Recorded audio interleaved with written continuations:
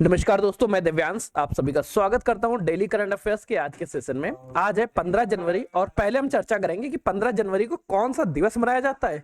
उसके बाद जनवरी के दिवस, फिर हमारे करंट अफेयर्स का सेशन स्टार्ट होगा। तो चलिए सेशन को स्टार्ट करते हैं। मन में कोई क्वेश्चन डाउट उत्पन्न होता है तो कमेंट सेशन आप लोगों के लिए हमेशा खुला ही है। सबसे पहले बेटा, 15 जनवरी को भारतीय सेना दिवस मनाया जाता है।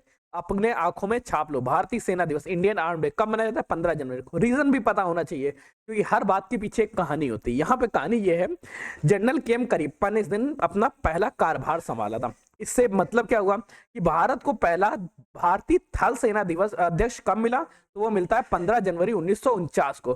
तब से बेटा 15 जनवरी को इंडियन आर्मी डे मनाया जाता है, इंडियन आर्मी डे मनाया जाता है। नेक्स्ट बेटा सेशन चर्चा करते हैं क्वेश्चन। जब बेटा दिवस आए तो ये पूरी लिस्ट आपके मन में होना चाहिए।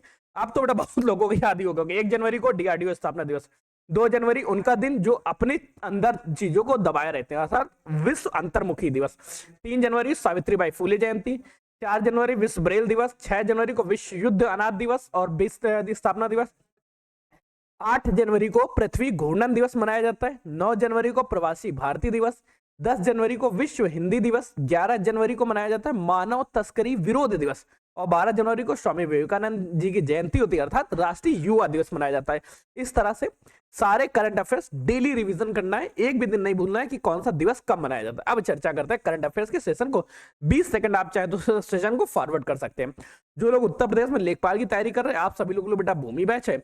और अगर आपने संकल्प ले रखा है वर्दी पहनने का, तो आप लोगों के लिए बेटा वर्दी संकल्प बैच और सुरक्षा बैच बेटा उत्तर प्रदेश में होमगार्ड करिए। अब बेटा ध्यान रखना, होमगार्ड में 100 दिन का मैराथन भी स्टार्ट हो गया है क्योंकि 100 डेज सिलेक्शन सीरीज भी है। 100 दिन गाड़ पड़ गई,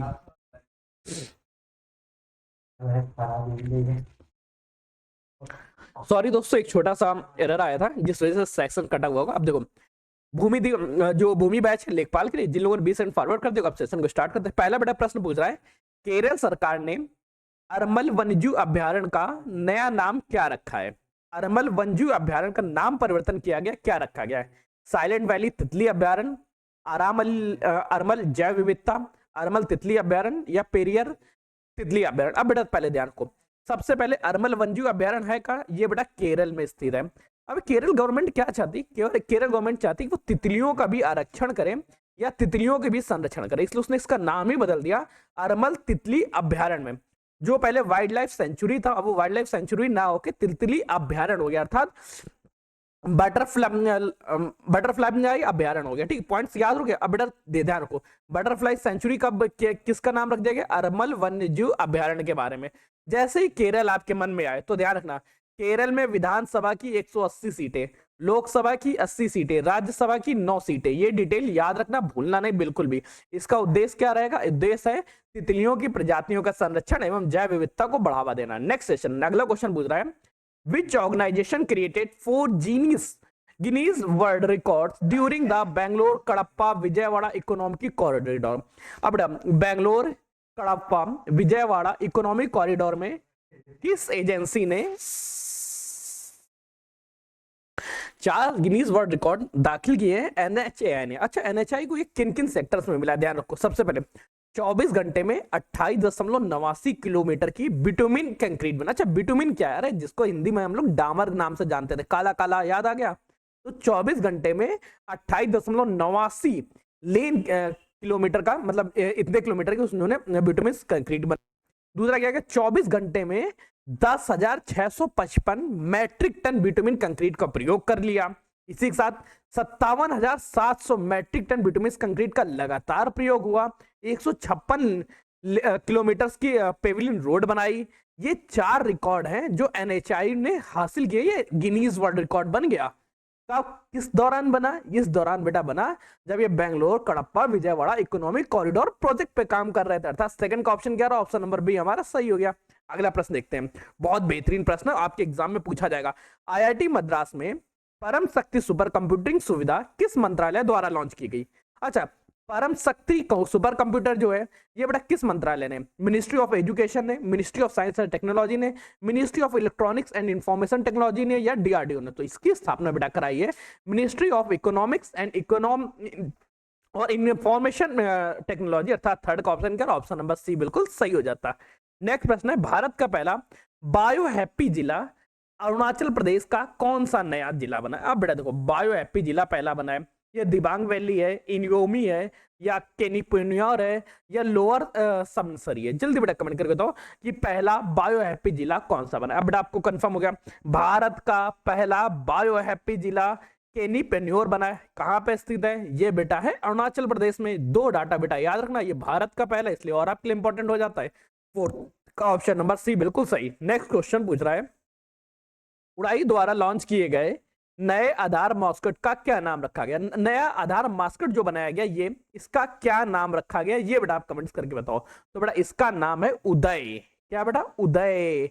नाम क्या रखा है? उदय। या बेटा ये क्यों बनाया गया? ये इसलिए बनाया गया है ताकि लोग और मोटिवेट हों, आधार के बारे में जागरूक हो, और सभी का आधार होना चाहिए। वैसे वर्तमान समय सभी का आधार होगा ही होगा। नेक्स्ट क्वेश्चन पूछ रहा है, नई दिल्ली में भारतीय भाषाओं का तीसरे अंतरराष्ट्रीय सम्मेलन का उद्घाटन किसने किया है? थर्ड इंटरनेशनल कॉन्फ्रेंस और Indian language in Delhi was who inaugurated that? इसकी उद्घाटन किसने किया है? प्राइम मिनिस्टर ने, एजुकेशन मिनिस्टर ने, प्रेसिडेंट ऑफ इंडिया, या वाइस प्रेसिडेंट ने? इसकी बेटा वाइस प्रेसिडेंट ने अर्थात उपराष्ट्रपति ने उद्घाटन किया। भारत के उपराष्ट्रपति कौन है? जगदीप धनखड़। ये बेटा याद रखना, जगदीप धनखड़। नेक्स्ट क्वेश्चन की सिक्स्थ का ऑप्शन क्या रहा? ऑप्शन नंबर डी बिल्कुल सही हो जाता।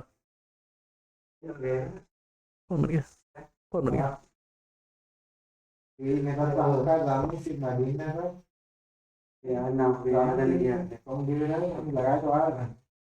प्रेसिडेंट कौन है? उपराष्ट्रपति कौन है? वो बेटा है सीपी राधाकृष्णन। ठीक है, ये बेटा याद रखना, और डाटा ये डाटा याद रखने लागे। नेक्स्ट क्वेश्चन की चर्चा करते हैं। अगला प्रश्न पूछ रहा है, गुजरात की mobile cancer unit screening unit Asha one का उद्घाटन किसने किया? अच्छा, ये आशा वन क्या है? आशा वन 5 प्रकार के कैंसर से लड़ने की एक प्रक्रिया है। वन बेटा क्यों लिखा है? क्योंकि मोबाइल यूनिट एक वैन के अंदर आएगी और लोगों के घर तक पहुंच के 5 प्रकार के कैंसर की जांच करने में सक्षम है। मतलब हर उस मशीन को जिससे कैंसर पता लग सकता है, वो अब आपके द्वार ही पहुंच सकती है। ये प्रारंभ कहाँ किया गया? ये प्रारंभ हुआ है गुजरात में। और गुजरात में शुरुआत किसने की? इसको बेटा शुरुआत की गुजरात के मुख्यमंत्री भूपेंद्र पटेल जी ने। अर्थात सातवें का ऑप्शन क्या? ऑप्शन नंबर सी हमारा सही हो जाता। नेक्स्ट क्वेश्चन पूछ रहा है, किस भारतीय सेना अधिकारी को यूएन महासचिव पुरस्कार 2025 जेंडर श्रेणी में मिला है? यूएन महासचिव पुरस्कार भारतीय सेना के किस अधिकारी को मिला है?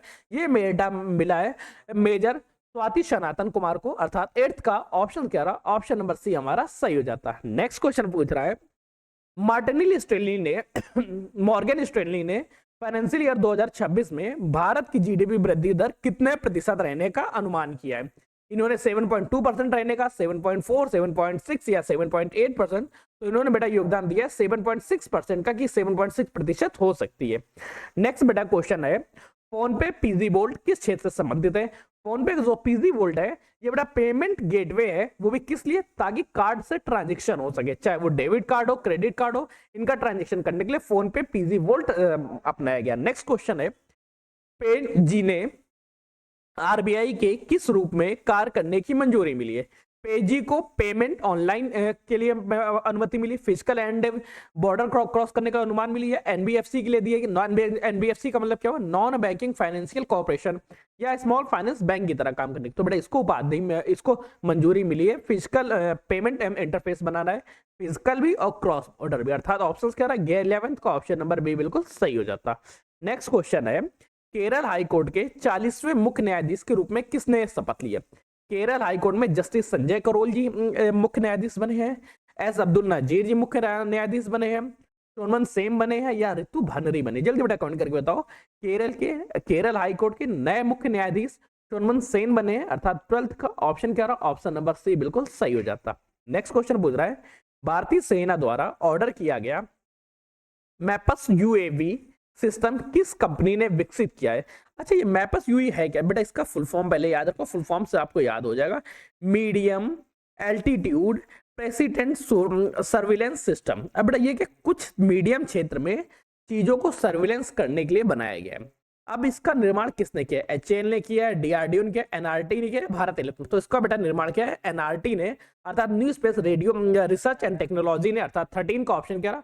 ऑप्शन नंबर सी बिल्कुल सही हो जाता है। नेक्स्ट क्वेश्चन पूछ रहा है, डीआईएमई डिजिटल लॉजिस्टिक प्लेटफॉर्म किसने लॉन्च किया है? डीआईएमई डिजिटल लॉजिस्टिक प्लेटफॉर्म जो है, ये बेटा इंडियन आर्मी द्वारा लॉन्च किया गया। और इसका काम क्या है? ये सेना की रसद प्रणाली है, अर्थात सेना को खाना पहुंचाने, सेना की फूड सिस्टम को ये संभालती है DIME, अर्थात ऑप्शन क्या रहा? 14 का ऑप्शन नंबर सी बिल्कुल सही हो जाता। नेक्स्ट क्वेश्चन पूछ रहा है, दो नई सिलेंडर आर्म्ड मेढक प्रजातियां भारत के किस राज्य में खोजी गई है? मेढक की दो नई प्रजातियां हाल ही में अरुणाचल प्रदेश में खोजी गई, अर्थात ऑप्शन यहाँ क्या हो गया? यहाँ का ऑप्शन नंबर सी सही हो जाता है। ये बड़ा आज का सेशन रहा। हाँ, मानते हैं छोटे छोटे इश्यूज के कारण एक आध कट्स लगे, कोई नहीं, सेशन को देखते हैं। और इसके बाद के सेशन में आप लोगों को बड़ा कुतुबुद्दीन ऐबक है, साथ ही साथ भारतीय पॉलिटी में आज हम लोग भारतीय संविधान में संघ के बारे में चर्चा करेंगे कि भारतीय संविधान सभा का निर्माण कैसे हुआ। सेशन यही रखते हैं, तब तक के लिए कीप स्टडी, कीप स्माइलिंग, पढ़ते रहिए, मुस्कुराते रहिए, पढ़ाई मुस्कुराते एक साथ अच्छी लगती है, अकेले में दोनों या दूर है। तब तक के लिए धन्यवाद दोस्तों। इस सेशन में